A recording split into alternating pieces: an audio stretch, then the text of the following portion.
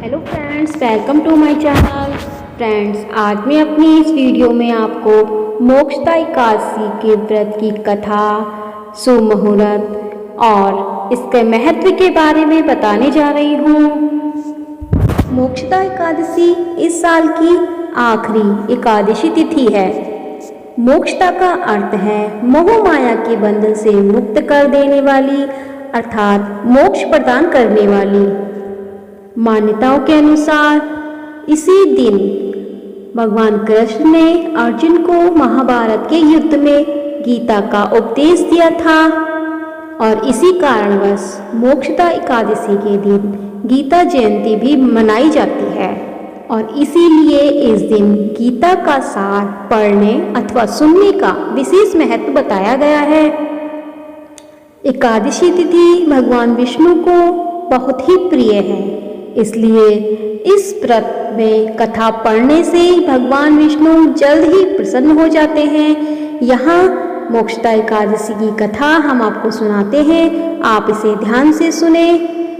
वैसे देखा जाए तो हर व्रत में कथा पढ़ना बहुत ही आवश्यक होता है, इसलिए यदि आप मोक्षदा एकादशी का व्रत रखने की सोच रहे हैं तो यहाँ बताई गई कथा जरूर पढ़ें।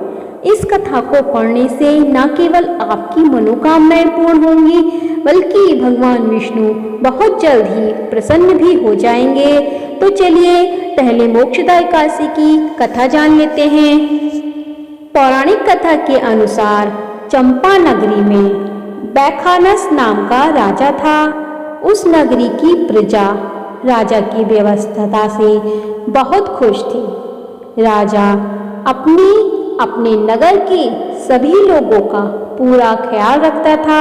एक दिन की बात है, एक रात राजा ने सपने में देखा कि उनके पूर्वज नरक में प्रताड़ित हो रहे हैं। अपने पितरों को इस स्थिति में देखकर राजा बहुत दुखी हो गया। सुबह उठते ही उसने राज्य के पुरोहित को बुलवाया और उनसे अपने पूर्वजों को मुक्ति दिलाने का उपाय भी पूछा। राजा की इस बात को सुनकर पुरोहित ने कहा, हे राजन, इस समस्या का हल तो सिर्फ पर्वत ऋषि ही निकाल सकते हैं।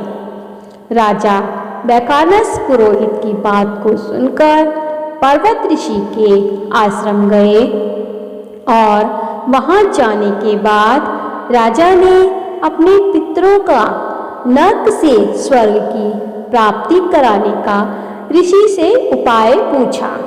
राजा की बात को सुनकर ऋषि पर्वत ने राजा को बताया कि आपके पूर्वज ने पिछले जन्म में एक पाप किया था, जिस कारण से उन्हें नरक की यातना भोगनी पड़ रही है। ऋषि की इस बात को सुनकर राजा ने उनसे इसका उपाय पूछा। तब पर्वत ऋषि ने कहा, हे राजन, तुम मार्गशीर्ष मास के शुक्ल पक्ष की आने वाली एकादशी यानी मोक्षदा एकादशी का व्रत विधि विधान से करो। यह व्रत भगवान विष्णु को समर्पित है। इस दिन तुम दान भी करो। ऐसा करने से तुम्हारे पितरों को नरक से मुक्ति मिलेगी। ऋषि पर्वत के ऐसा कहने पर राजा ने मोक्षदा एकादशी का व्रत पूरी विधि विधान से किया।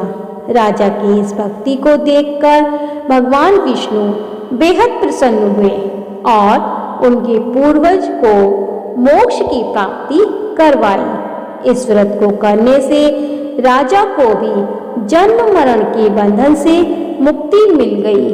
तभी से यह व्रत पूरे संसार में मोक्षदा एकादशी के नाम से विख्यात हो गया।